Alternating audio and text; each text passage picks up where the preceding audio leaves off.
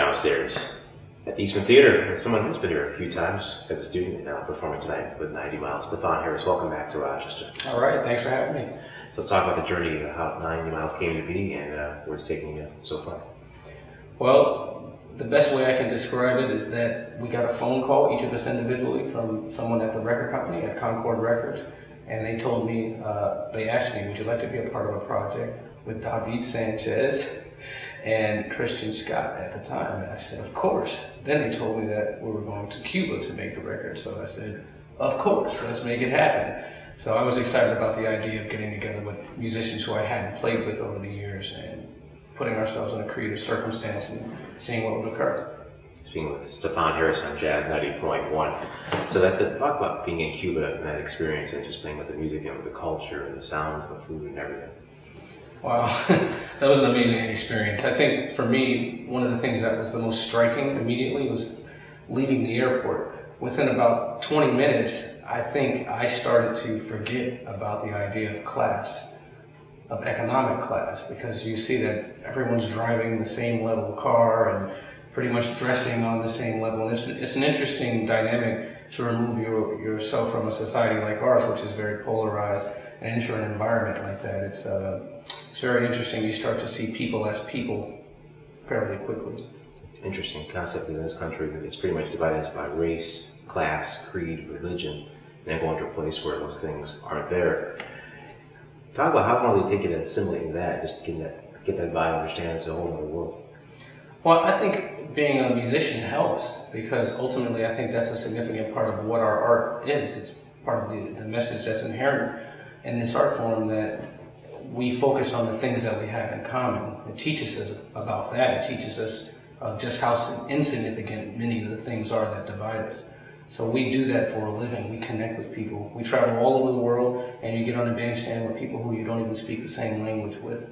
But once someone picks up an instrument, plays a note, if you have good ears, you know a whole lot about them. Yeah, the true judge of character, always character. It's true. I mean, what is music but a sonic representation of what's deep inside of you? That's right. Speaking of Stefon Harris. So Stefon, let's go back a few years, 20 years ago. Time you were in Rochester. What was that like when you were going to school during that period of time?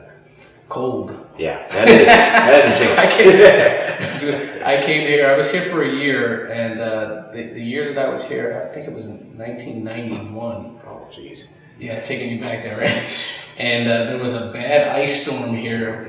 There was no power for like 4 days. Right. Yep. It was a tough year, but I had an amazing experience here at Eastman. This is sincerely one of the greatest conservatories in the world, and the foundation that I got here in that 1 year is something that I keep with me close to my heart, and constantly putting the discipline and focus into practice that I learned here at Eastman.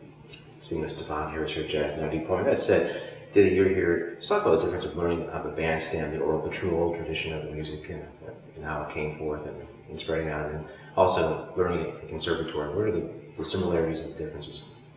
Well, that's a great question. I find that part of the challenge with learning in a conservatory and not having the experience of the bandstand is that I think when conservatories initially allowed the music in, they allowed the music but not the culture associated with the music.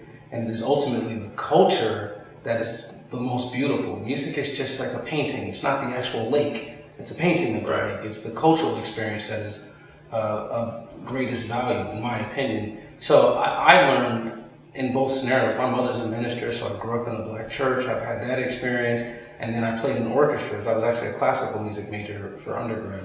And having had that structured theoretical background has been invaluable to me. But then getting on the bandstand and understanding that it's not all about what you know, it's about why you play.